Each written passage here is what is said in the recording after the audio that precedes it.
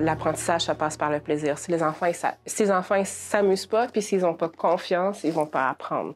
Donc, il faut mettre ça en place pour que ça devienne ludique, l'enseignement.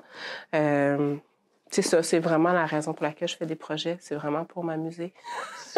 Puis aussi, c'est ça, parce que je sais que ça passe par le plaisir pour les enfants. Plus ils ont de plaisir, mieux ils apprennent. Plus ça devient aussi concret, on le met en contexte. On sort de la classe. Puis c'est de montrer aussi que apprendre, ça se fait partout, là. Je peux être dehors, puis je peux apprendre. Je peux aller en forêt, puis je peux apprendre des choses. Toutes les occasions sont bonnes pour apprendre. Il faut juste les saisir.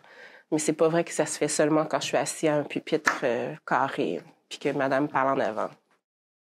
Moi, tout ce que je pourrais dire, c'est que quand il y a un nouveau élève, il faut être très attentif avec elle.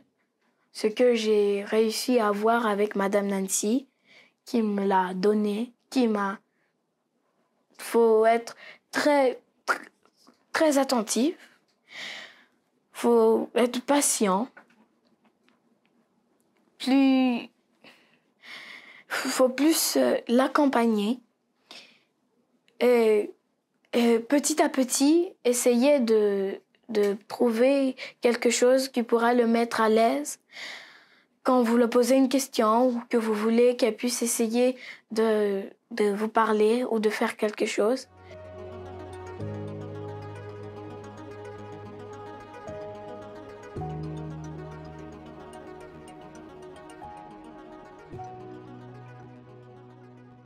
Donc, en synthèse, si j'avais un message à laisser aux acteurs scolaires, aux enseignants en particulier, concernant justement la prise en compte de la diversité, je dirais d'abord de prendre conscience de la diversité de son milieu et, dans le fond, travailler à se familiariser avec les termes qui sont disponibles pour pouvoir la nommer, pour pouvoir se l'approprier et l'appréhender.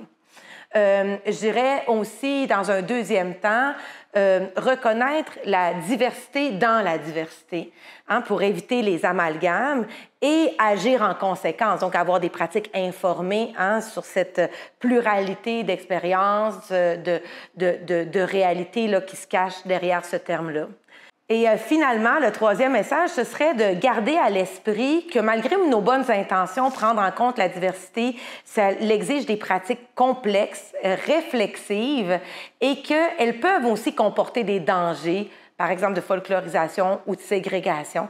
Donc, gardez ça à l'esprit tout au long là, de notre quotidien scolaire.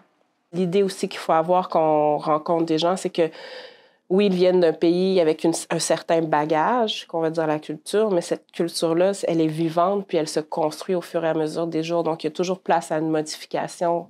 Puis ça, c'est dans les rencontres que ça se passe.